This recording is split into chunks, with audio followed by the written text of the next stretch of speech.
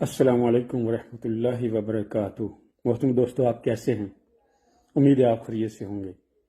کیا ہم میں سے ہر کوئی یہ نہیں چاہتا کہ اس کے پاس بہت ہی حسین وادیاں ہوں، باغات ہوں، اس کے پاس کھانے پینے کو بہت اچھے اچھے پھل، میوے اور رزق ہو، اور اس کے پاس خوبصورت ندیاں اور جھیلیں ہوں؟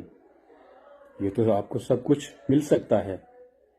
اللہ پاک نے ہمارے لیے یہ سب کچھ جنت میں تیار کر رکھا ہے، اور اس سے بھی زیادہ اور اس سے بھی بہتر۔